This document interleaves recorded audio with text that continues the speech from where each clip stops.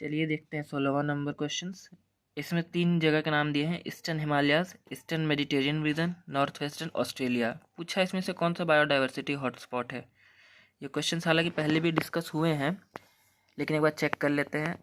देखिए north western Australia में तो बायोडाइवर्सिटी है नहीं। नॉर्थ वेस्टर्न ऑस्ट्रेलिया में आपका थोड़ा बहुत कहूँगा कि एक तरह से डेजर्ट एरिया पड़ जाएगा। मेडिटेरियन रीजन में हॉटस्पॉट है, अच्छा खासा हॉटस्पॉट है। ईस्टर्न हिमालयस भी आपका बायोडाइवर्सिटी हॉटस्पॉट में आ जाएगा। थ्रेटेंड स्पीशीज़ हैं, काफ़ी वाइड स्पीशीज़ है एनिमल्स एंड प्लांट्स के। तो चलिए ऑप्शन चेक करते हैं। 1 एंड 2, 2 एंड 3 और 1, 2 एंड 3। तो इसका ऑप्शन तो बी होना चाहिए 1 एंड 2, लेकिन इसमें ऑप्शन यही दे रहा है। चलिए इसका वो देख लेते हैं, सोल्यूशन देख लेते हैं। हाँ, तो सोल्यूशन में इसमें बता रहा है Mediterranean region as a whole biodiversity hotspot है, not only eastern Mediterranean region, it's a total Mediterranean region. इस वजह से इस ऑप्शन को नहीं माना गया है, जबकि हमको थोड़ा सा लॉजिक इसमें समझ में नहीं आ रहा है, क्योंकि मेडिटेरियन रीजन तो हॉटस्पॉट है ही, तो ऑटोमेटिकली ईस्टर्न मेडिटेरियन रीजन हो जाना चाहिए। तो मेरे हिसाब से 1 एंड 2 होना चाहिए। आप लोग बात कंफर्म कर लीजिएगा। मेरे हिसाब से तो ऑप्शन 1 एंड 2 होना चाहिए था। चलिए अगले क्वेश्चन पे बढ़ते हैं। The hotspot of biodiversity in India. पहला western Himalayas and eastern Ghat. तो मेरे ख्याल से ईस्टर्न घाट तो नहीं है, वेस्टर्न हिमालयाज भी नहीं होना चाहिए। दूसरा western Ghat and Sundarban, not appropriate क्योंकि वेस्टर्न हिमालयाज ऑप्शन में आ गया। तीसरा है eastern Himalayas and western Ghats. जी हाँ, ये काफ़ी लॉजिकल आंसर है। चौथा ऑप्शन भी देख लेते हैं, eastern Himalayas and Silent Valley. तो Silent Valley is a part of western Ghat. तो वेस्टर्न घाट आपका बायोडाइवर्सिटी हॉटस्पॉट में आता है और ईस्टर्न हिमालयाज में, तो इसका एक्यूरेट आंसर सी होगा, ईस्टर्न हिमालयाज एंड वेस्टर्न घाट। एक बार सॉल्यूशंस भी देख लेते हैं। जी हाँ, बिल्कुल सी है। आप उसका रीजनिंग पढ़ लीजिएगा। हम लोग मूव करते हैं अगले क्वेश्चन की तरफ। Question number 18, which of the following considered as a hotspot for biodiversity in India. Same है, रिपीटेड क्वेश्चन है। इसका हम लोग मार देंगे वेस्टर्न घाट्स। ऑप्शन चेक कर लीजिए आप लोग एक बार। ठीक है, अब 19th क्वेश्चन आ गया। पहला ऑप्शन है biodiversity hotspots are located only in tropical regions. ये तो गलत हो जाएगा, क्योंकि हम लोग को हिमालयाज में भी मिले हैं, यानी ठंडी जगहों पर मिले हैं, यानी टेम्परेट रीजन में भी आपको हॉटस्पॉट मिल सकते हैं, biodiversity hotspot as a whole अगर आप वर्ल्ड मैप देखेंगे तो। अब इसमें दिया है India has a 4 biodiversity hotspot, eastern Himalayas, western Himalayas, western Ghats and Andaman and Nicobar island. तो वेस्टर्न हिमालयाज इसमें नहीं होना चाहिए, ये नहीं होगा। ईस्टर्न हिमालयाज तो है, वेस्टर्न घाट्स भी है। अंडमान एंड निकोबार एरिया को हम लोग सुंडा लैंड एरिया बोलते हैं, ठीक है। और जो चौथा है वो हम लोग का इंडिया म्यांमार बॉर्डर है। इस हिसाब से हम लोग के 4 इंडियन बायोडाइवर्सिटी हॉटस्पॉट होंगे, ईस्टर्न हिमालयाज, वेस्टर्न घाट, सुंडा आइलैंड और चौथा आपका हो गया इंडो म्यांमार बॉर्डर। मूव करते हैं नेक्स्ट क्वेश्चन पे। पूछा विच of the following biodiversity saturated area is in India only. तो मतलब सिर्फ इंडिया में कौन कौन है। अब देखिए जो 4 बायोडाइवर्सिटी हॉटस्पॉट हैं, सुंडा आइलैंड वो अंडमान निकोबार होते होते थोड़ा बहुत इंडोनेशिया में भी अच्छा खासा एंटर कर जाता है, तो वो टोटली इंडिया में नहीं आएगा।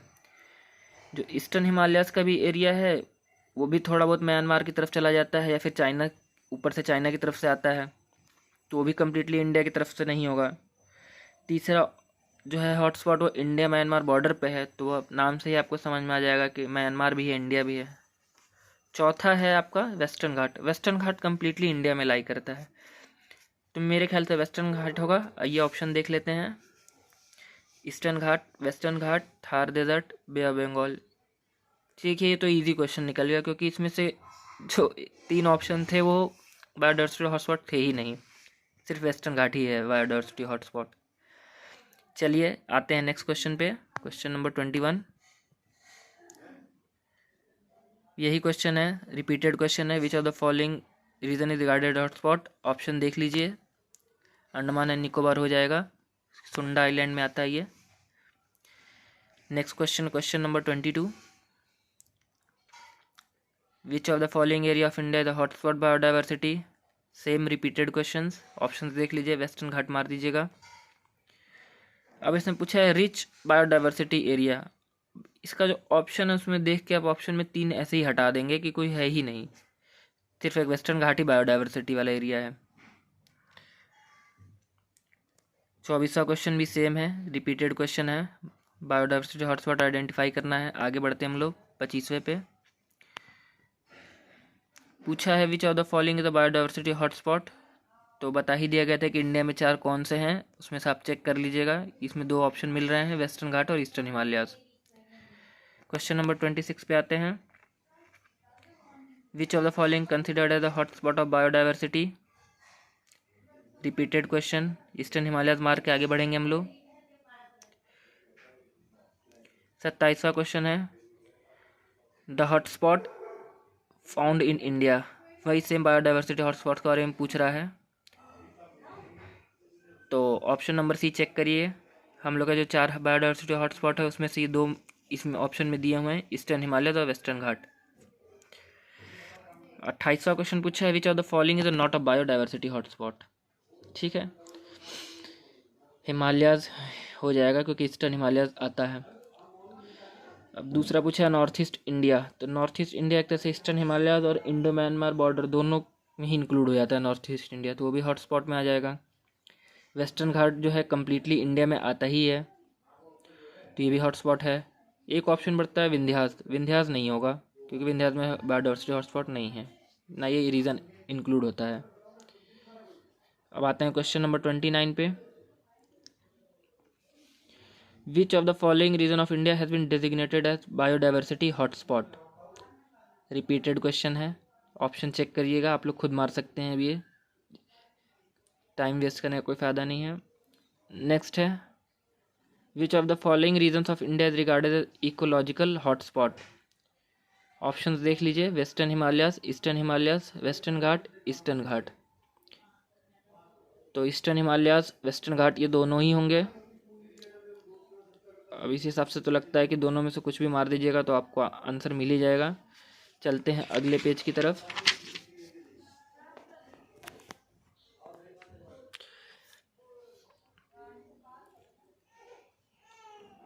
बायोडाइवर्सिटी से रिलेटेड है question, which of the following is the biodiversity rich place in India? Options देख लीजिए, वेस्टर्न घाट आप आराम से मार सकते हैं। अब ये क्वेश्चन है the tallest known living tree, अब यहाँ पे हमको तो लगता था इसका आंसर इक्लिप्टस होगा, लेकिन इसमें सेक्यूना करके दिया हुआ है। ये सेक्यूना जो है एक रेडवुड है जो यूएसए में मिलता है। ये हालांकि हमको कोई बहुत इंपॉर्टेंट क्वेश्चन नहीं लग रहा है क्योंकि 1995 में आया हुआ था, हो सकता है उस समय करंट अफेयर्स में बहुत चला हो, ये इस वजह से आ गया हो। बाकी और कोई इसका लॉजिकल रीज़न लग नहीं रहा है कि क्वेश्चन पूछा क्यों गया है। तो हम आगे बढ़ते हैं 33 नंबर क्वेश्चन पे। पूछा गया है a species considered to be extinct if it has not been seen in the natural habitat. ये एक IUCN की डेटा बुक आती है, तो उसमें बताते हैं कि हम लोग वनरेबल, नॉन वनरेबल, एक्सटिंक्ट, ये स्पीशीज़ को कैसे मानते हैं, थ्रेटेंड, नियरली थ्रेटेंड।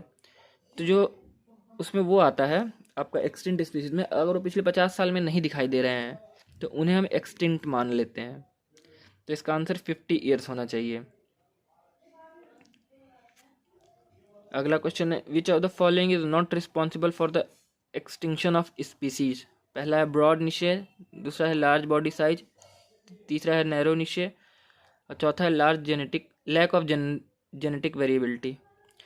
तो देखिए स्पीशीज एक्सटिंक्ट होते क्यों हैं, तो लैक ऑफ जेनेटिक वेरिएबिलिटी अगर होगा, मतलब कि जेनेटिक वेरिएबिलिटी अगर नहीं होगा तो आपको सर्वाइव करने में बहुत दिक्कत होगी किसी भी जगह पे, इस वजह से वो रिस्पॉन्सिबल होते हैं।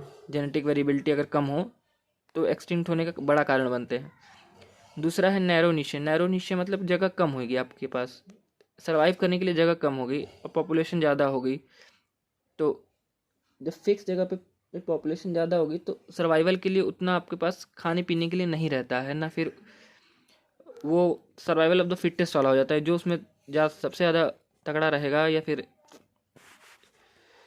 एडाप्टिव कैपेबिलिटी वाला रहेगा वही सिर्फ रह पाएगा नैरो नीचे में। तीसरा है लार्ज बॉडी साइज। हाँ, लार्ज बॉडी साइज भी एक्सटिंक्ट जल्दी हो सकते हैं क्योंकि उनको सर्वाइव करने में डिफ़िकल्टी हो जाती है, उनको उनके हिसाब से खाना ला सपोर्ट नहीं कर पाते। फिर एक है ब्रॉड नीचे जो रिस्पॉन्सिबल नहीं है एक्सटिंक्शन के लिए, क्योंकि ब्रॉड नीचे में आपको हर सुविधा मिल जाएगी। ब्रॉड नीचे में availability of food, availability of shelter सब मिलेगा। इस वजह से ब्रॉड नीचे इसका आंसर सही होगा। चलिए क्वेश्चन नंबर 35 पे आते हैं। India aims to achieve land degradation neutrality by the year. Land degradation हम लोग कब तक सही कर सकते हैं? 2025, 2030, 35, 2040। तो ठीक है, ऑप्शन आप देख ही सकते हैं इसका 2030 दिया हुआ है। ये जो क्वेश्चन है ये आप जो सस्टेनेबल डेवलपमेंट गोल्स जो बनाए गए हैं आपका 17 सस्टेनेबल डेवलपमेंट गोल्स, उसमें से डेवलपमेंट गोल्स SDG 14 या 15 में आता है ये लैंड डिग्रेडेशन को रिलेटेड, कि लैंड डिग्रेडेशन हमें कम करना है सस्टेनेबिलिटी बढ़ाने के लिए। उसमें हम चेक कर सकते हैं, क्वेश्चन का लॉजिक वहाँ से उठ के आता है। बढ़ते हैं क्वेश्चन नंबर 36 की तरफ। रेड डेटा बुक के बारे में है। देखिए इसी बुक की बात कर रहा था, रेड डेटा बुक। इसी में बताया रहता है कि वनरेबल स्पीशीज़, एक्सटेंट स्पीशीज़ और एंडेंजर्ड स्पीशीज़ के बारे में क्या क्या क्राइटेरिया है। तो आइए पढ़ते हैं ये क्वेश्चन किससे रिलेटेड है। तो रेड डेटा बुक किस बारे में दिया हुआ है? तो पहला है endemic plant and animal species present in biodiversity. दूसरा है थ्रेटेंड प्लांट एनिमल स्पीशीज़। तीसरा है protected site for conservation of nature and natural resources in various countries. तो देखिए रेड डेटा बुक में आपको वो प्लांट्स और एनिमल स्पीशीज़ के बारे में बताएंगे जो थ्रेटेंड है, वनरेबल है, एक्सटिंक्ट है, इन सब के बारे में बताएंगे। कौन कौन जो है कौन कौन से आपके प्लांट एनिमल ये सब उस रीजन में आते हैं, एक्सटिंक्ट होने के कगार पे हैं, वनरेबल हैं या इंडेंजर्ड है, जिससे फिर गवर्नमेंट अपना प्रोग्राम चलाती है और वो उन जानवरों को बचाती है या फिर संभालती है। नेक्स्ट क्वेश्चन पे आते हैं, क्वेश्चन नंबर 37। उसने पूछा organisation related to red data book. Red data book कौन छापता है? तो हमें पता है ये IUCN छापती है। 38 क्वेश्चन है, red data book is published by. तो ये वही है, सेम क्वेश्चन रिलेटेड, IUCN इसको मार देंगे। फिर क्वेश्चन वही है, endangered species are listed in. Same question है, हल्का सा घुमा के पूछा है। आगे बढ़ते हैं क्वेश्चन नंबर 40 पे। खत्म हो गया इस पेज में। क्वेश्चन नंबर 40 आ गया आपका। रिपीटेड क्वेश्चन है, रेड डेटा बुक किसका डेटा कंटेंट करता है? तो बता ही दिया है आपको, threatened plant and animal species. इस ऑप्शन होगा इंडेंजर्ड। 41 क्वेश्चन सेम क्वेश्चन है, red data book provide on. 42 question repeated है। आगे बढ़ते हैं। अब इसमें पूछा है, which one of the following animals belong to the category of endangered species. अब ये हमने पढ़ना पड़ेगा आपका कौन कौन सा इंडेंजर्ड स्पीशीज आता है। जैसे कि जो मेन इंडेंजर्ड स्पीशीज है आपका, वल्चर आता है, ग्रेट इंडियन बस्टर्ड आता है, एशियाटिक वाइल्ड एस आता है। तो अब इस हिसाब से हम देख लेंगे तो इसमें ऑप्शन ए तो काफ़ी सही लग रहा है, क्योंकि सब जो है इंडेंजर्ड स्पीशीज़ में आते हैं। लेकिन फिर भी मैं आपसे रिक्वेस्ट करूँगा कि आप एक बार जाके इस डेटा को देख लीजिएगा, क्योंकि हमेशा अपडेट होता रहता है। ये चूँकि 2012 का क्वेश्चन पूछा हुआ है, तो हो सकता है इसमें से कुछ जो होंगे इंडेंजर्ड हो गए, वो अब वनरेबल लिस्ट में आ गए होंगे, वो अब इंडेंजर्ड नहीं रहे होंगे। मूव करते हैं हम लोग अगले क्वेश्चन की तरफ। Question number 44, which of the following bird is highly endangered. बता ही दिया था, ग्रेट इंडियन बस्टर्ड होता है, काफ़ी वो है, लेकिन अब शायद वो ये इंडेंजर्ड से इसका कैटेगरी हट चुका है, ये चेक करना पड़ेगा। क्वेश्चन नंबर 45, ये भी लिस्टिंग पर ही आएगा, इन चारों को देख लीजिएगा। गोल्डन लंगूर यहाँ ये इंडेंजर्ड में आता है। डेजर्ट कैट का आपको आइडिया नहीं है। हुल्लक गिबन, हाँ ये भी इंडेंजर्ड में आता है। तो ए और सी तो सही है, बी और डी एक बार चेक करना पड़ेगा। चलिए सॉल्यूशन एक बार देख लेते हैं इसका क्या है।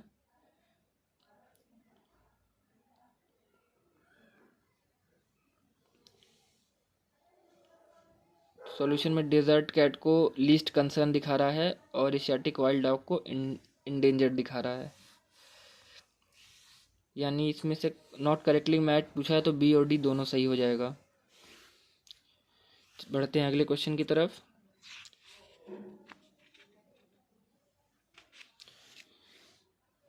पूछा है while human population is growing at outstanding pace the population of bird is shrinking fairly because. वही पूछ रहा है कि बर्ड की पॉपुलेशन क्यों कम होती जा रही है जबकि ह्यूमन की पॉपुलेशन बढ़ती जा रही है। ये क्वेश्चन से डायरेक्टली पूछा जा सकता था कि बर्ड पॉपुलेशन श्रिंक क्यों हो रही है। चलिए हम ऑप्शन देखते हैं। There has been abnormal increase in the number of hunters. नहीं, ऐसा तो नहीं है क्योंकि गवर्नमेंट हंटिंग पे भी काफ़ी बैन लगाई हुई है, तो ऐसा नहीं है कि हंटर बहुत बढ़ रहे हैं इस वजह से कम हो रहा है। दूसरा है biopesticide and organic manure are used an large scale. देखिए बायोपेस्टिसाइड और ऑर्गेनिक मैन्योर हार्म नहीं पहुंचाते किसी भी तरह, या फिर उसका उनका हार्म भी बहुत मिनिमम लेवल का होता है, मिनियल 1% 2% टाइप का हार्म होता है। तो ये ऑप्शन ज़्यादा लॉजिकल है नहीं, क्योंकि सिर्फ पेस्टिसाइड्स दिया होता है तब तो हम एक बार को सोचते भी, लेकिन बायो पेस्टिसाइड्स को इसीलिए बनाया जाता है कि वो आपका क्या कहते हैं नेचर के ध्यान में रख के बनाया जाता है, तो प्लांट्स को, एनिमल्स को, बर्ड्स को इतना हार्म नहीं पहुंचाते बायो पेस्टिसाइड्स। तो ये भी ऑप्शन लॉजिकल नहीं होगा। चलिए एक और ऑप्शन देख लेते हैं। तीसरा है there has been large reduction in the habitat of bird. हाँ ये सही बात है कि पेड़ चिड़ियों के हैबिटेट में बहुत कमी आ गई है, क्योंकि बहुत उन लोग के जंगल काट काट के हम लोग ने काफ़ी जगह घर बना लिए हैं, कंपनी बना ली है और ये सब बना लिया है, तो इस वजह से उनके हैबिटेट में दिक्कत आ गई है। तो तीसरा ऑप्शन तो होगा। चौथा है there has been use of large scale of pesticides, chemical fertilizers and mosquito repellent. हाँ इसमें बायो पेस्टिसाइड नहीं है। बायो पेस्टिसाइड्स और पेस्टिसाइड दोनों में थोड़ा सा डिफरेंस हो जाता है। पेस्टिसाइड्स हार्मफुल होते हैं, बायो पेस्टिसाइड उतने हार्मफुल नहीं होते हैं। तो इसका आंसर देख लेते हैं। ये है आंसर सी, 3 और 4 दोनों।